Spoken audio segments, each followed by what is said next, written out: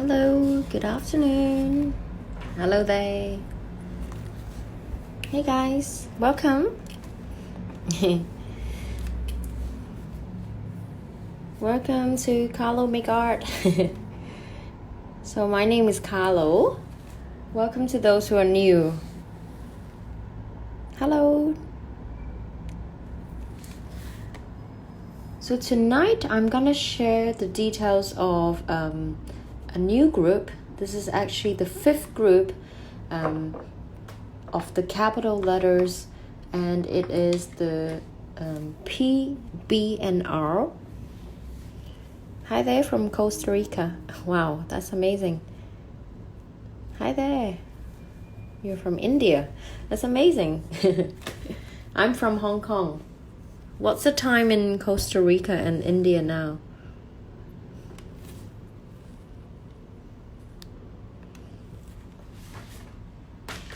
So I wouldn't spend too much time, so I'm gonna quickly go straight to my demonstration paper. Now, for those who are quite new in calligraphy to calligraphy, you can see that I want to show you, maybe some of you may already have this concept, while some of you may not have the concept. Now, when you look at the guideline, so you can download a lot of the guidelines from online, or you can see it in textbooks. So basically, when I practice, I always recommend using calligraphy guidelines. They're really useful to help you in terms of being accurate, also in terms of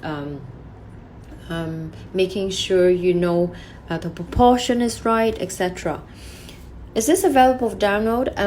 My guideline, actually, if you want to, I have them available in the digital copy sheets. So it comes in the copy sheet that I'm selling.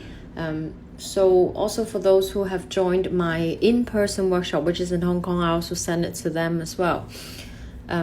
Now, if, for example, on website, you can actually download, there's a few websites, maybe I'll find it out and post it on my story later, that you can create your own guideline through the website. So some people have designed a website where they can type in the information, like the slant, the degree of the slant, the height of the x height, and you can actually print it out as well. It comes with, yes, it does come with this particular style. So it will be the same. I'm currently using a 5 mm X height guideline. So let me explain a little bit. So when we look at the guideline, usually you will find there are 5 bars usually. Okay, this is not it's not universal, but most commonly you will have, when I say 5 bars, 1, 2, 3, 4, 5 here. Okay, now this is your X height. X height is represent from here to here. So that's the X height. So currently this is a 5 mm X height, so meaning that each bar, it's a 5 mm in terms of length. Now, WL here represent waistline. Some calligraphers, I think mostly in America, they call it a header, like HEADER header. I like to call it a waistline because it kind of makes sense. It's like, imagine a person, this is about the waist, the area when you're standing up is your waist area. Now, this is BL, which is the baseline. So it represents the ground level where all the capital letters will sit. Now, anything above the X height is the ascender. So you can see that above waistline, I have A1, ascender 1, and A2, ascender 2. Now, anything below the baseline is the descender area. So D1 and D2, okay?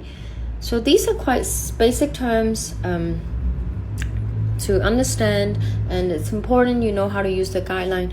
Now for the slant here, we are using a 55-degree slant because we are writing Engrosser script, and it's a standard, it's a 55 degree. Of course, you can there is a range. It's usually about 50 to 55. You can do like 52, 53. It's not a must to do 55 degree, but this is a kind of a standard average. In the old days, if we study from the old master penman, if we really look into the slant, there's variation. There are variations among the calligraphers from the old times, right? I like to stick with the 55 slant. So now I'm gonna use a blank page. If you have downloaded my copy sheets, you should have the page where with the it should come like this. Okay, you can practice directly on the printed area. So it has group 5, P, B, and R. Okay. But for demonstration, it's easier. I'm going to use just a blank guide page. Okay. Now today we're going to talk about P, B, and R. So when we first look at P, let me find the corner. So I'll write it first and I will show you. So first of all, you have the line of universal beauty. So we talk about this multiple of times. The line of universal beauty starts with a curve. So it starts with a curve, come down, lighten and go up. You make a ball terminal. And I will press in to fill in the ink. So this is your line of universal beauty. Notice that it starts with a hairline, slightly getting thicker and the thickest in the center, and then it go back to lighter and then back to a hairline into a ball terminal. Now the second stroke in the letter P, you will notice it is an indirect oval. So I start from here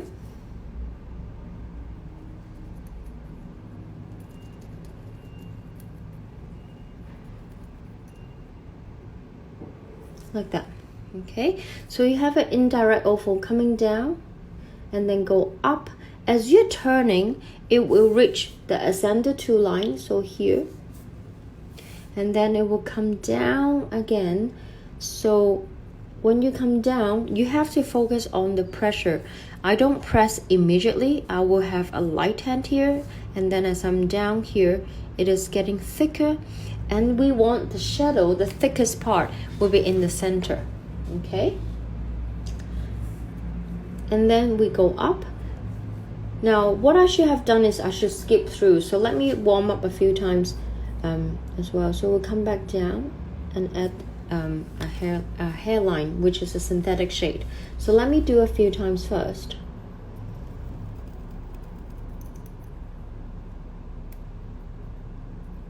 Do the same. The line of universal beauty coming up with the ball terminal. Now what I have done, I'll come down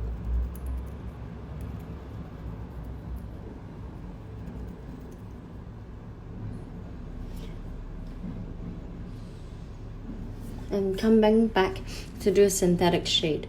Now what I should have done, sorry guys, is I should have lift and then skip through this wet puddle of ink. You see it's very inky, right? And then coming up and lift and coming back with the synthetic shade. So I did not do that because I know that I'm kind of like very light hand, but I should have done it, and I will repeat myself.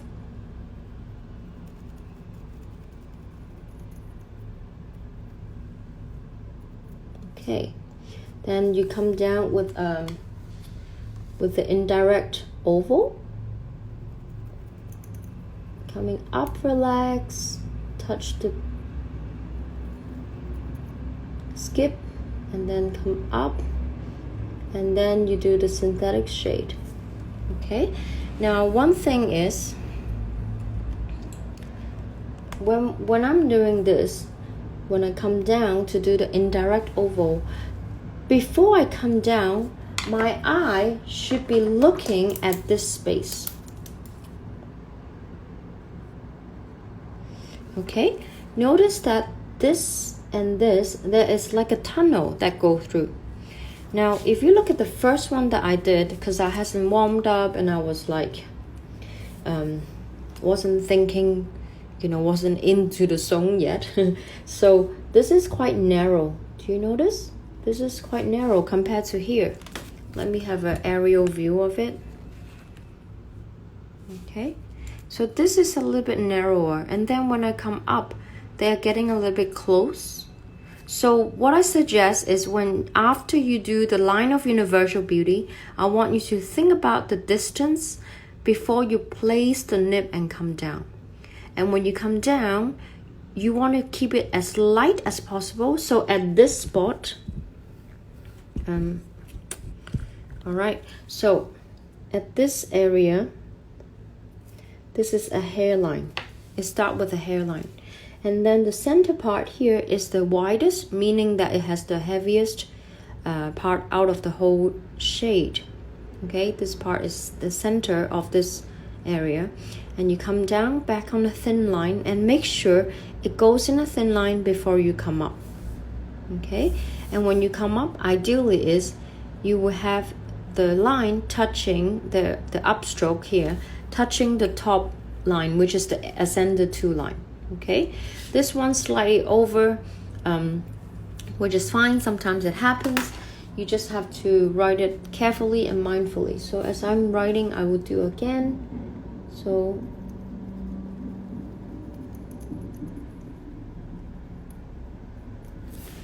okay, that was a bit weird. Now give me 2 seconds. I'm trying to find the right spot. Okay, so let's see again.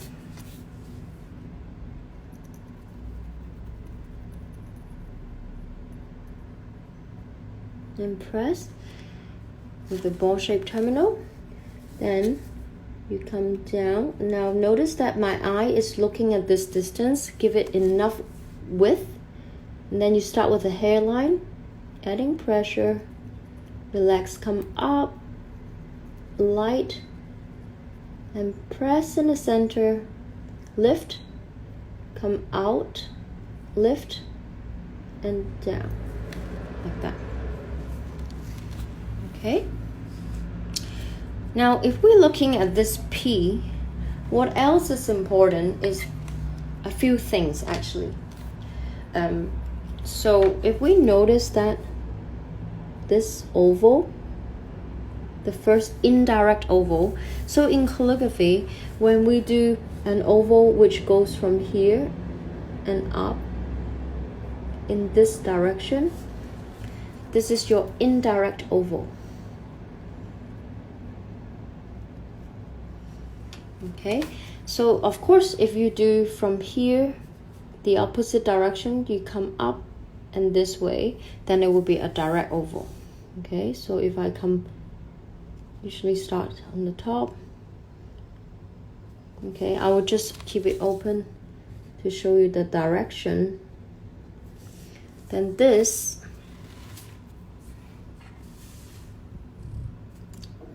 is the direct oval. Now, with this indirect oval, notice that it is not parallel to the slant, because the slant, let's use a darker color.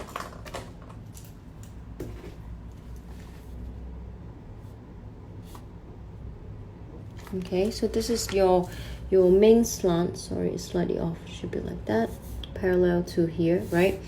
Now, this is your main 55-degree slant. And notice this slant here, this oval, it's going slightly to the left. Okay? Again, this will form a big oval here. So this coming up, you see it's forming part of an oval as well. So it is important that when you come down, my brain will be telling me that, okay, this oval is slightly at this angle. But the the loop, which is the line of universal beauty, will be on the main slant. But here I will be thinking more oval this way, coming up, relax, down, adding pressure, skip through here, come up, and add the synthetic shade. Okay, so that's important.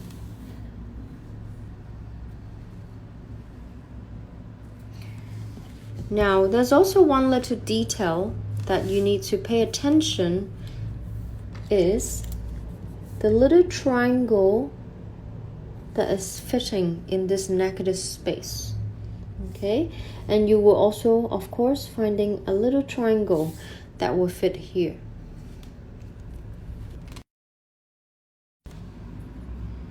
Now let's do a few times, so just so that you can see me writing a few times and then get remember all the details. And I'm just gonna try to write without talking first.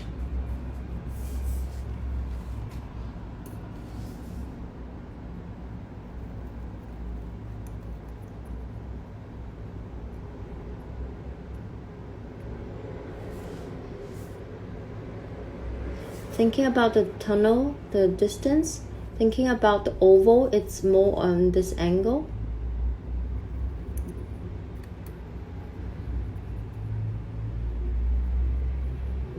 Skip, come up, and then follow. Okay, now I can touch up a little bit. So we want to ideally not having them touch each other. Also, one little detail is you can see this doesn't touch the waistline. So the first indirect oval should be above the waistline. Okay, so this is also important. Now this paper,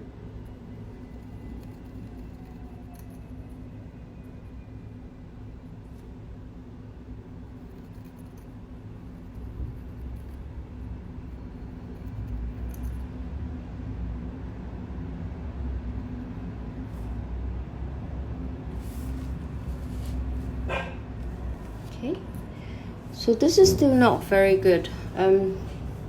Seems like the paper is bleeding a little bit. The reason is I think I printed it today. Sometimes the ink doesn't dry up immediately, and on the hair, do you see here, it's leaking a little bit. So it's also very humid in Hong Kong.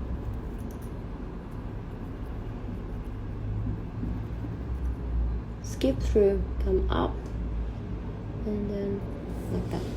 Okay, now the reason why I said that the first indirect oval doesn't touch the waistline, you will notice that this also, this second oval here, it should be above the waistline. So this is an important information, because in the Roman capital P, if we look at Roman capital, so I'll bring this out.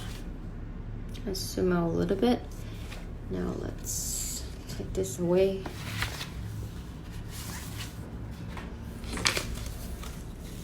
If we look at this Roman capital P, notice that the proportion. Now if you look, this is a square which is divided in the center line, and then this line here, the central line.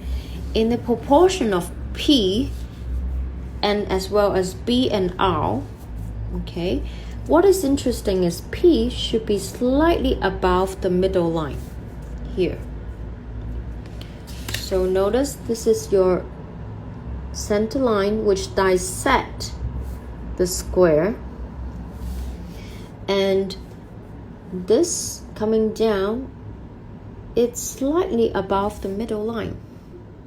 Okay, so in terms of proportion, the top part of the P, if there's a B for example, it's smaller, it's shorter. Now if we move on to the B with the red arrow, it's where the center line is. Notice that you come down, same as a P, and then when we do B, we make it slightly further away, so we come out slightly more than the center line. So this is the central line. I hope this makes sense. Okay, so the B is slightly, let's say it's wider by a tiny bit at the bottom, and also the distance from here to here, it's longer. Okay. And R, again, it's based on the P, so you have this, and this line actually it's connected to this angle, to this corner. Okay, now the idea is, if you have this in mind, if you study the skeleton of the Roman capitals, it really helps you when you do the alphabet, because what you do not want is, for example, a really let me try this corner. Maybe this is easy for me to write. Okay, yes. Now, sorry, I changed the angle.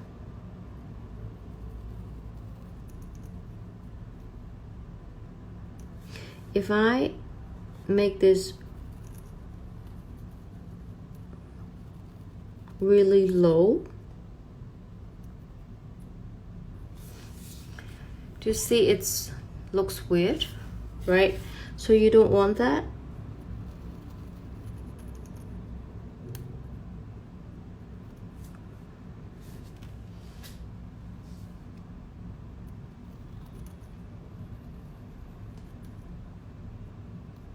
If it's too small,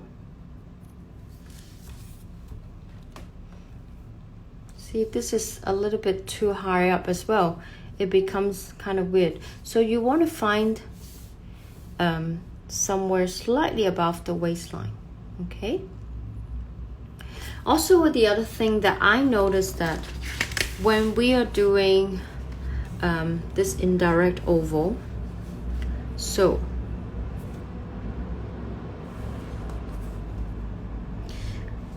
look at, if I'm doing this indirect oval, if I bring it very far away, usually, first of all, it will go up, right? Because it gets bigger. Okay, so if you're doing this downstroke, try not to bring it too far away. If you bring it far away, naturally your movement, you're making a really huge indirect oval followed by another oval here. Okay, so what I'm trying to say is, do it shorter distance. When this is a little bit shorter, you can have, imagine your universal line of beauty, it's sitting right here, okay, with the terminal.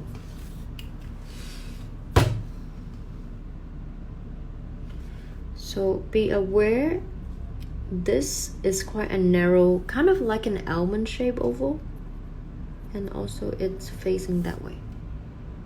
Okay, so you can also practice this this oval loop on its own.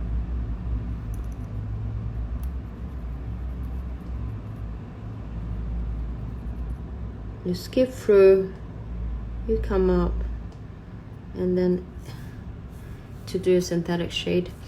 Now for me, I'm writing this a little bit kind of in a wonky way, because my habit of writing the P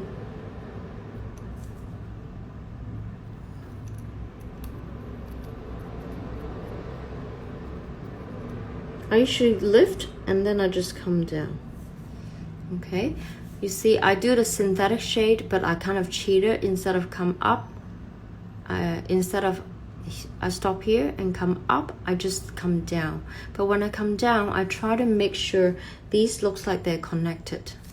Okay, So I mean, if you follow the very traditional method, the idea is you stop here, jump through because it's a puddle of ink. You want to then continue, go up, and then come down.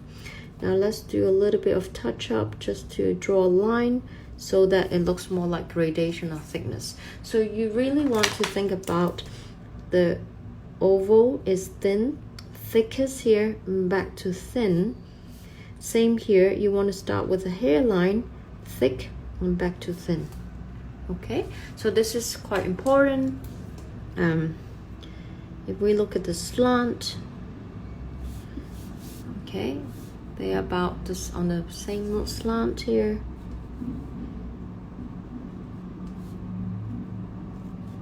Okay, so this is the 55-degree slant. Now here, if I put a slant, the thickest part is touching the slant. Okay, this oval has a different slant. It kind of pointed at this angle as I mentioned earlier. Okay, now let's do alphabet B. Just bear with me.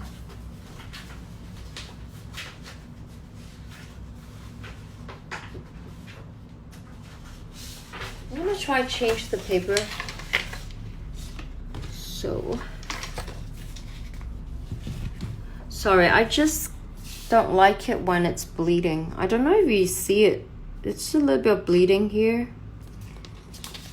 And when I'm practicing, when this happens, and I always kind of like try to make sure the paper that I use doesn't have the bleeding problem. So I'm sorry, just give me 2 seconds. It happens. And I always have to remind myself, don't print the guidelines till last minute. And I always do that. I print it just before I left the studio, running back home and try to do the demonstration. Now this just printed a few days ago and it should be better because the line, the ink has completely dried up.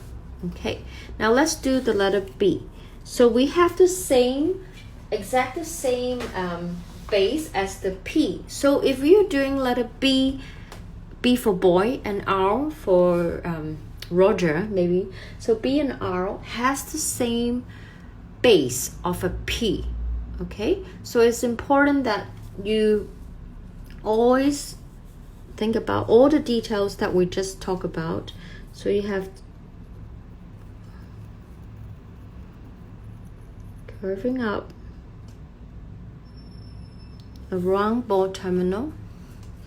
I'll press in the ink like that. If it's not round enough, you can do a gentle touch up. I won't do too much touch up because I worry that this becomes thicker and thicker. Now, then the second thing we need to think about is the distance. Try not to make a very narrow distance, not too close to the stamp or too far away from it. Okay, find the right. I'm gonna have to make it.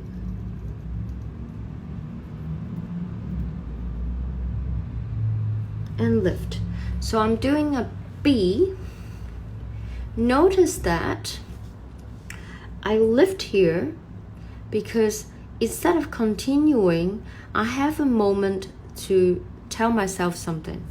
The next step that I'm gonna do is I'm gonna start with a thin, thicker, and back to thin hairline and go up like that. Okay? And then at the end, I'll do a very thin synthetic shade in the center. Now, when you're coming down this time, it's a little bit shorter than the P. So the P was going down a little bit more, but with B, you want to go a little bit shorter distance. The reason is, tracing to what we were learning about the Roman capital B, you will notice that if we dissect this bar in the center, so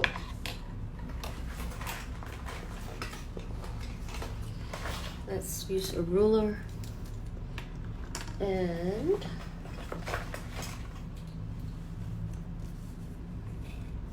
okay, so I'm going into this, and about the center point is here.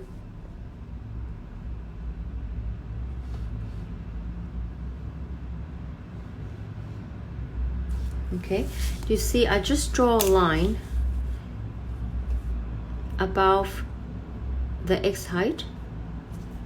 Now if you notice that if I bring it closer, this loop is just slightly above the middle, because in Roman capital the top part of the B is smaller, so hence we want to loop slightly above the midline so that we know that the top part is a little smaller. Okay, it does take some time for practicing in order to get it accurate, so I will write and talk again. So I'll start with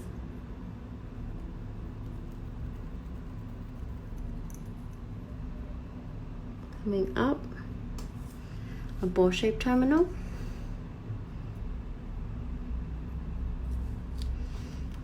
Now if you have to like what I just did, coloring in, you see I checked the nib just to make sure there's no paper fiber that went onto the nib.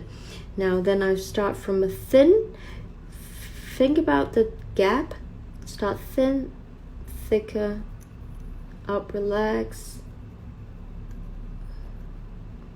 and then I'll press and make the loop and lift. Now some calligraphers, they will suggest you to do the shading here, the synthetic shade. Now personally, I don't do it until the end, because if I'm in the downward movement and I want to keep going downward, and most of the time when we write B, especially if you do modern calligraphy, you probably do not add the synthetic shade in this tiny little loop, right? So your the movement that we're used to is coming down and then coming down immediately. So I would lift here, okay, and then the next step I remind myself is to start with a thin hairline. So that means no pressure, okay, and it's also an upright oval. So press and then up, or it should be one line. Now I'll add, touch up a little bit to make this oval a little bit nicer. Then I'll come back to this tiny synthetic shade. Now if you're not very comfortable adding that, I think you can totally skip it. It's not like a must. If you're starting from the Zenarian menu, they have this synthetic shade added on the little loop. And to be very honest, for the past many years, before I have actually really tried to study Engrosser script, I never add the synthetic shade, so it's not a big problem. But what you want to avoid is adding too much shade, because you don't want the ink to cover the loop. Okay, now notice this B, there's a few things. You see the nice tunnel here in this space, right? You also notice that there's a little triangle. Also you can fit the triangle here. The triangle is to remind you to curve and come down on slant and curve. So you kind of have to curve a little bit in advance. At the top of the triangle, you start to reduce the pressure and curve out. Now you can also find the little triangle that fits here. This reminds you, you come down and you cut down the pressure and back, and when you hit the ground, so the baseline, it is completely a hairline. Okay, regarding to the slant, now the main slant is the 55-degree slant, and if I look at this oval, it is not parallel. it is slightly pointing more to the left. Okay, so we'll go like this. Okay, and of course, if we look at the outer slant here, notice that this terminal and here it's parallel. Now what about the slant on the right hand side? Now this is interesting because you will notice in a B, this slant and this, they're both parallel, but the B, the top part of the B, it's narrower than the bottom. So don't make them the both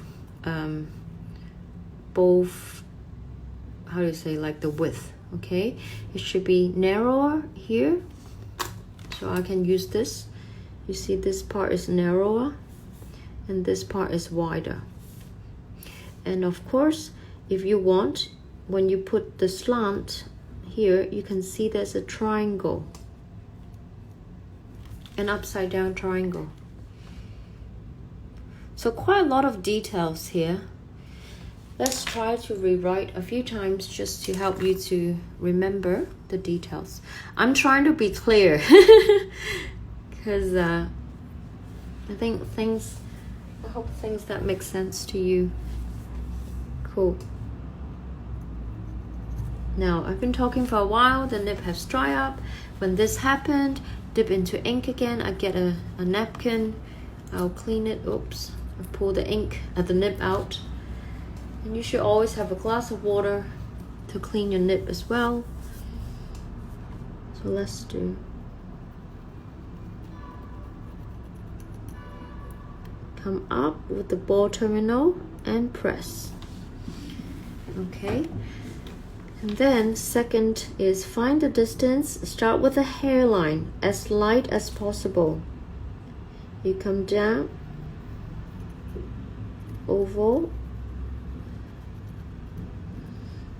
press in the center, make a loop, and lift.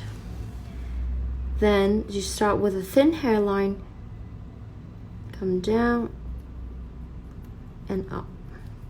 This upward movement, I would think about an oval as well. I wasn't rushing. And then you can come back at the very thin, tiny pressure. I move this way. I add a tiny bit of pressure. I think this B, the gap is slightly wide here. Then the next one, then you remind yourself. Now, this same element that we learned from the P is make sure this indirect oval is above the waistline. So this is your waistline and this has a gap, okay? Ideally is this would touch, the top part is touching the ascended 2 line, so make sure you touch the A2 line. This is slightly over, which is kind of fine, still acceptable. You want the center to be, if this is about the center point, the loop is slightly above the center. Okay, and make sure this is sticking out. Now, of course, the ball terminal and the line of universal beauty is the same throughout. Not just for B, P, and R, but throughout the other capital letters. So if you have an H or a K that has the line of universal beauty, or you can call this a capital stamp or majuscule stamp. There are many ways to call it. I like to call it the line of universal beauty because it sounds very poetic.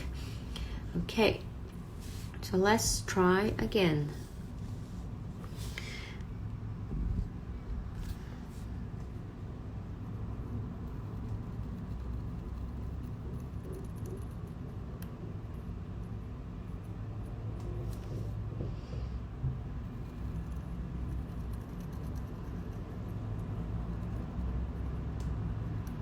Lift, traditionally, you can do this first.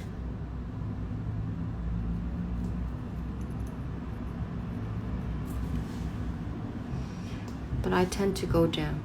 It's really up to you. Okay. So, yeah, I think I'm pretty happy with this. This is a better B. Can you see the difference?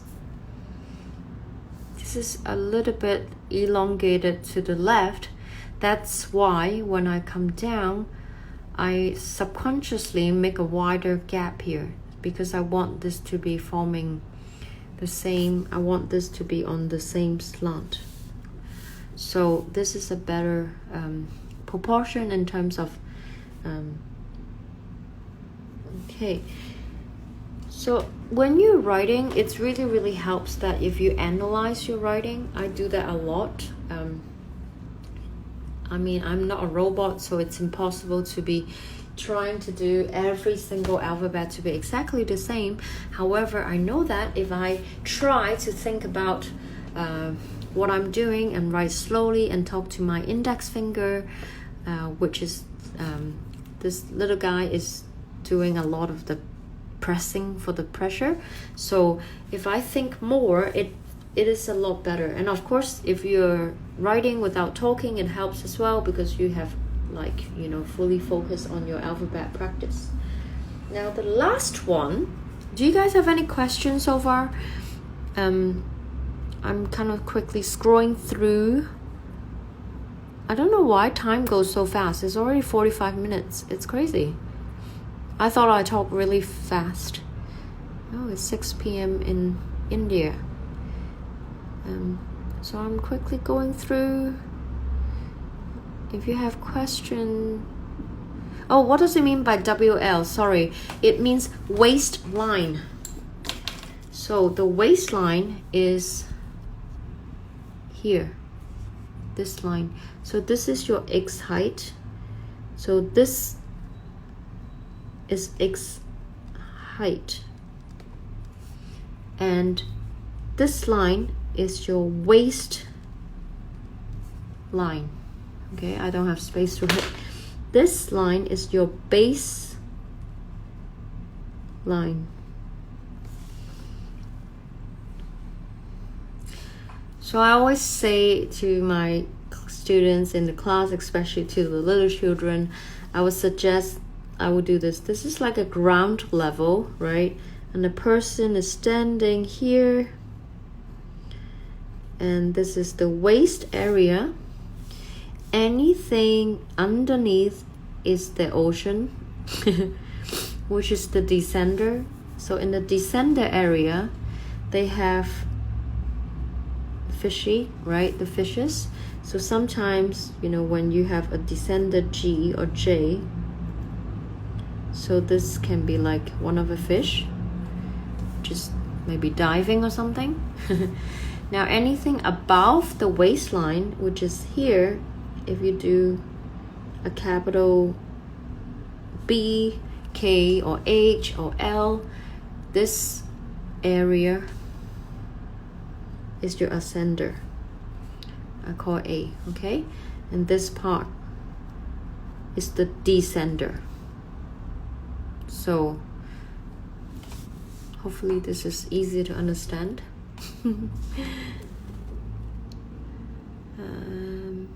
Still going through. Welcome everyone, thanks for staying around. So I have one more alphabet to do. Yes, there's a lot of details on the letter B, Rachel. It's pretty incredible. I used to don't like B and D, because B, I always write it super round. Actually, I do have a tips to help you. If you find your letter B, it's like really wide, what you can do is at the beginning you can fit an oval first. So at the beginning you can draw yourself an oval as your little guide, so you can see what I'm doing. Okay,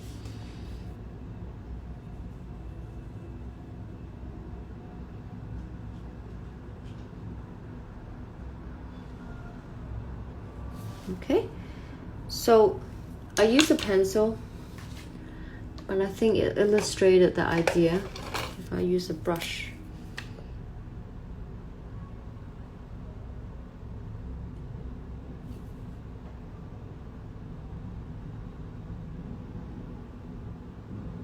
You press.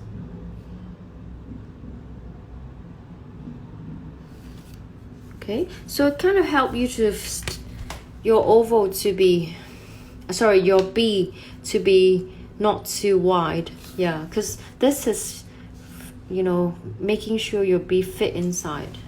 Maybe that will be helpful. No problem at all. Okay, let's move on to the last alphabet, and then we'll do a summary. Okay, so the next I'll do the R, the same concept as the P, so you should be able to remember this. So you have, if the ink run out,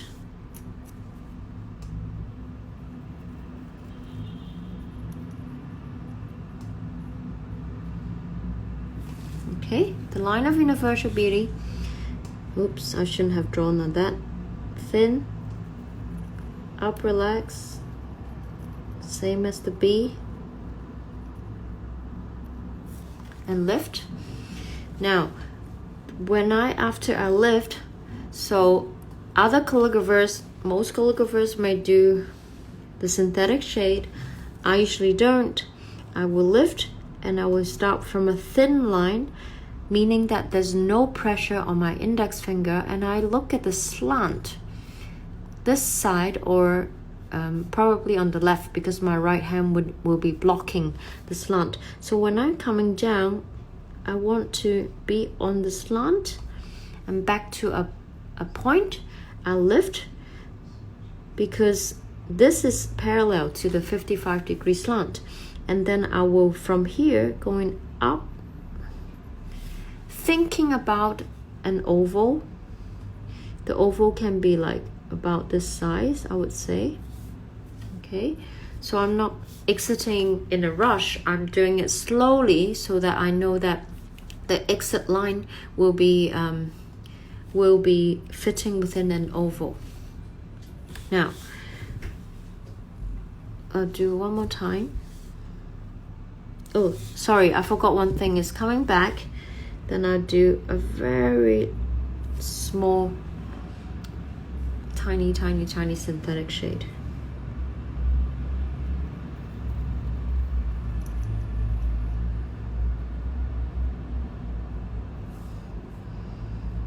This is a little bit thinner. You can touch up to make it a little bit thicker.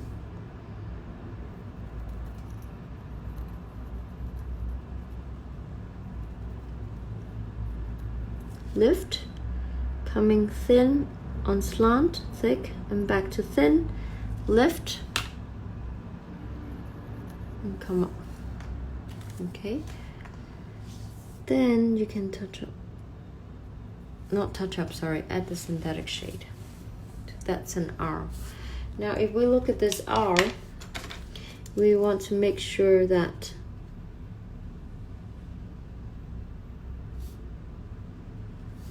this is parallel.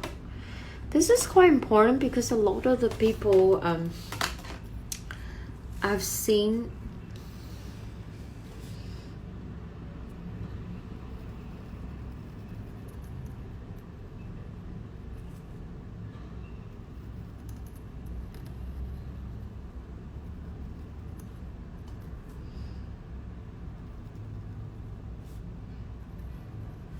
okay, if you do something like that, I think I'm making it very obvious, right? It's very off slant.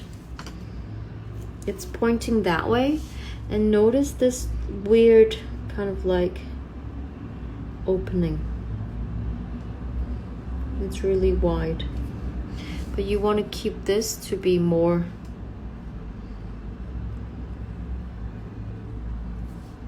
okay. So I put a sad face, happy face. Now the same concept So we talk about the Roman capital. So you want to have, if this is the center line, ideally is your loop. This is slightly lower, but ideally is you want the loop to come down to be just above the midline. Okay, I mean, if it's not exactly above the midline, I think it's still acceptable. It happens, you know, for my practices. But what you want to avoid not to do is something like this.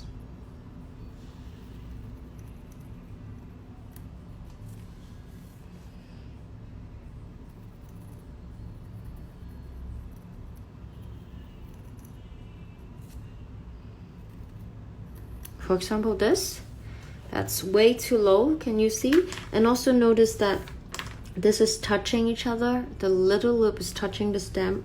So if you notice earlier the details, the little loop actually has a tiny little gap. The loop between this point to this capital stamp or the line of universal beauty, there is a little air tunnel. Okay, so this is not good. This is a bad example, which I intentionally do it to show you.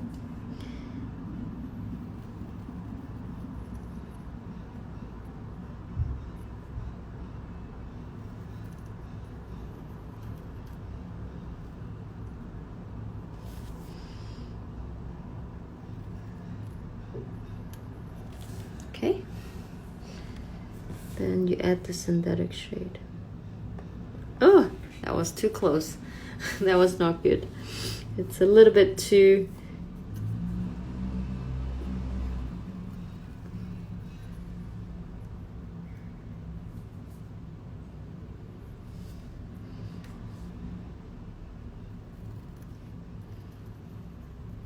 touch the center line.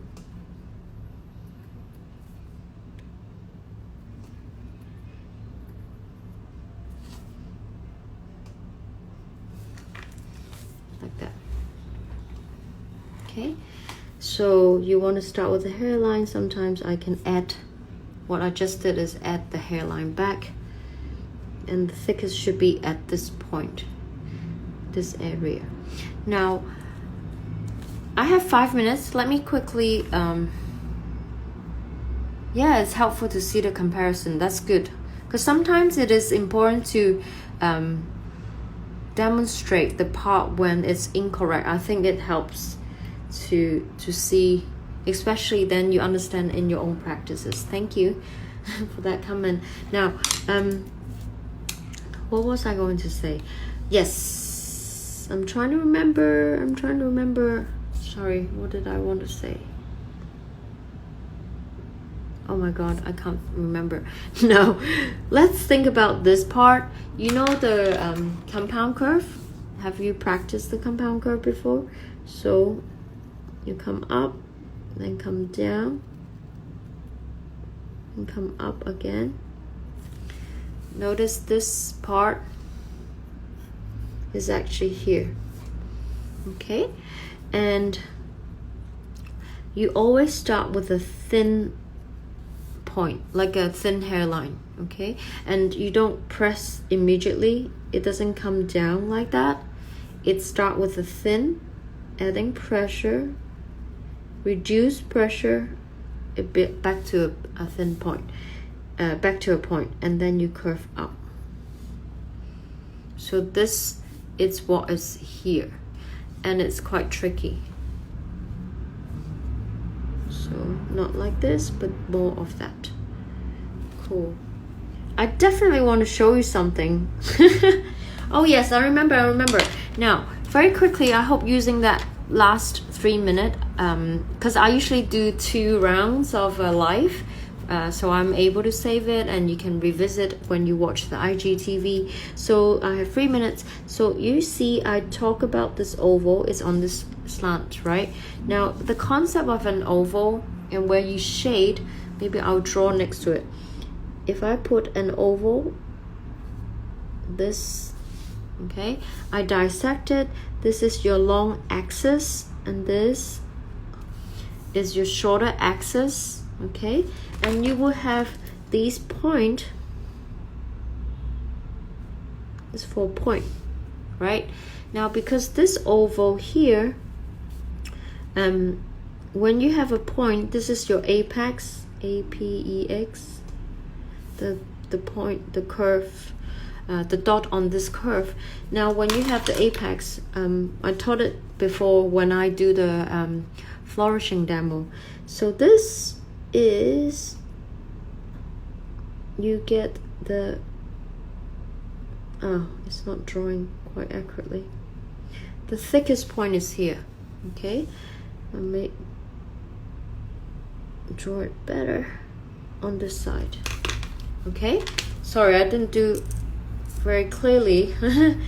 So what I try to say is, when you have this apex, the thickest, this is the part where it's the thickest. So similarly, when you have this oval, this is your apex, and that become the widest point, okay?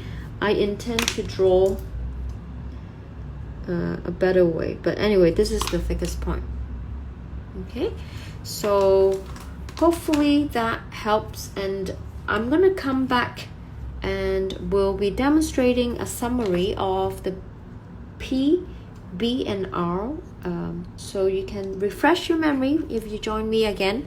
So if I missed any questions, sorry, I haven't really looked through all the messages.